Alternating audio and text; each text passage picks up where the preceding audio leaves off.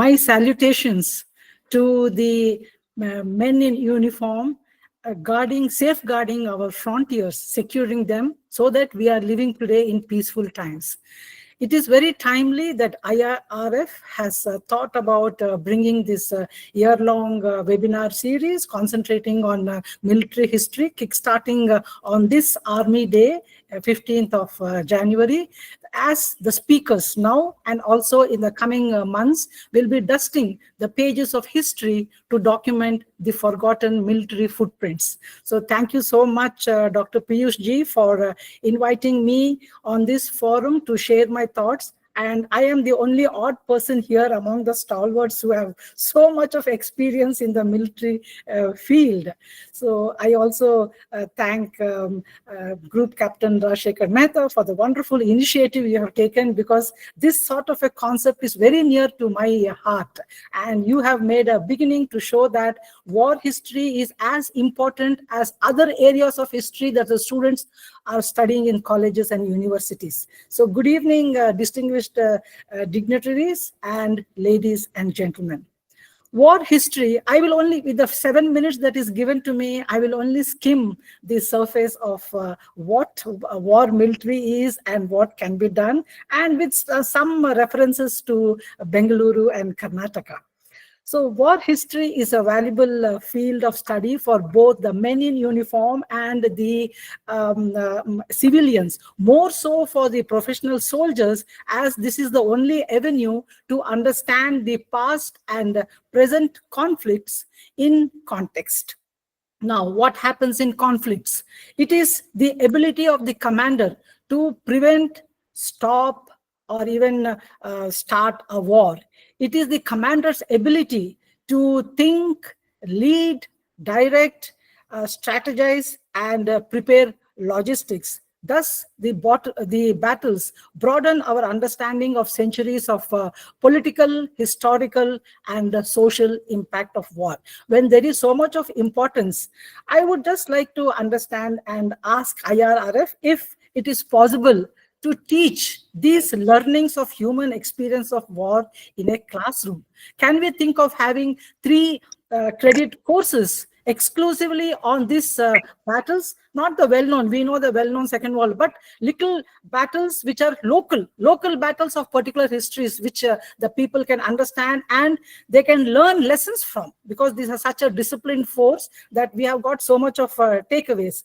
So the beginnings of military conflicts usually start for acquisition of land, also for the coveted resources which the invading army does not have, and also we have these religious wars in the name of jihad. So whatever it is, whatever the justification from the side of the invader, these wars, they displace people. There are refugees. They disorient families. Families are separated. What for? For a few pieces of land or this thing. And we also find that politically this will lead to formation of countries, new countries, which may also become very powerful.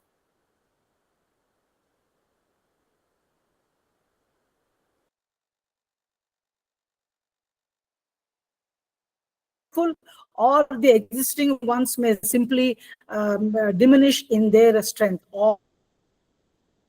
Yes, ma'am. Yes, madam. Please carry on. Because I found the screen was freezing. Now it is okay. Okay.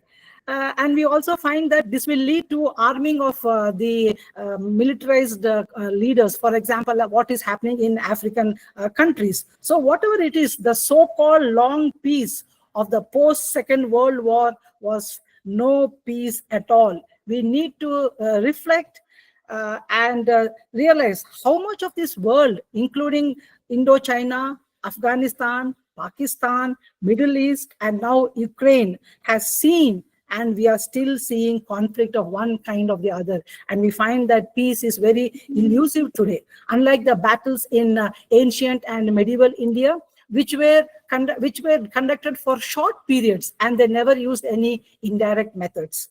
On the Indian participation in the 2 world wars, Lord Curzon remarked, I quote, "To a country where the climate, the language, the people, the customs were entirely different, who had never suffered heavy shell fire, who had no experience of high explosives, who had never seen warfare in the air, who were totally ignorant of modern trench fighting, were exposed to all the latest and most scientific development of the art of destruction.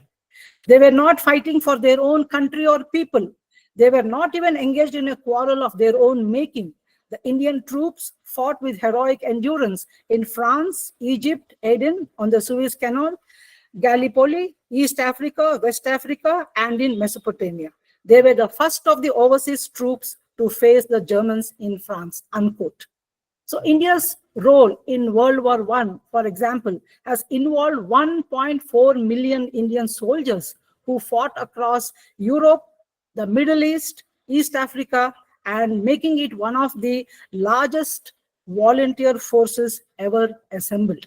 And these were the people who enrolled because they were offered a few rupees more, and they thought that this much of income will be helpful. So the dhoti-clad peasants, it was the peasants who enrolled for the fighting in these places, and they came away. And in that context, Lord Curzon has made this remark.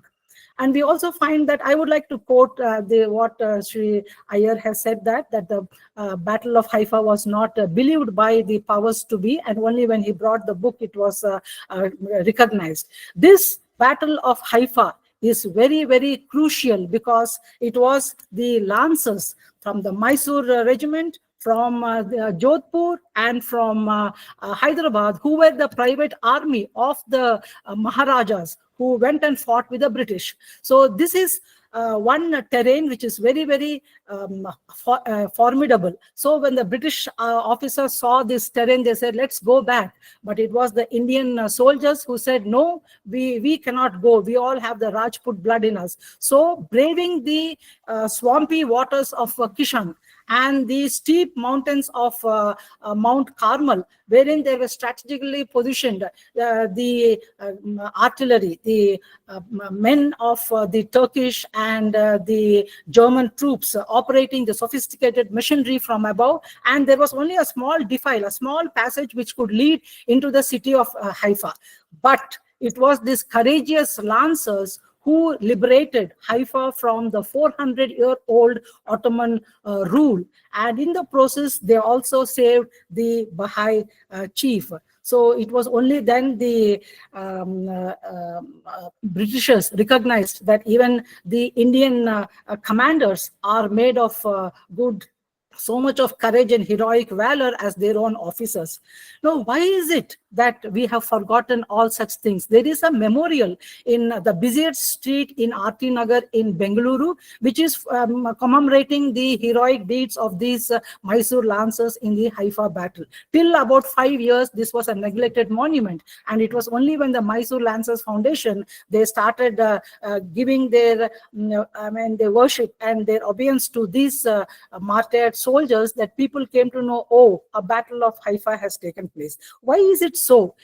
Is it because the British wanted to downplay the bravery of these soldiers, or is it post-independent India wanted to downsize and ignore them because they belong and fought in the British army and not considered as Indian army? And in the process, we have also seen demolition of so many memorials and structures. So this is a selective erasure of history. So can this be prevented by having such awareness programs? Maybe so. For example, like I said, we have got 5 forts, remnants or vestiges of forts in and around Bangalore, 2 in the city and 3 outside.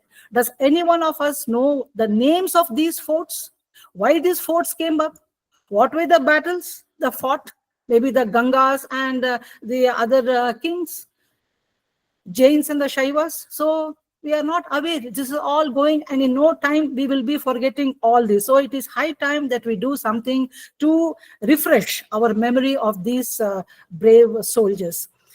not only the personal, but even in earlier times, and also till about a few years back, the animals were the only mode of navigating either the steep mountains, the coastal waters which was infested with malaria, or even the wastelands, deserted lands, and also many other different difficult terrains of the country. It was these animals that would carry ammunition, wounded soldiers, food, and medical aid.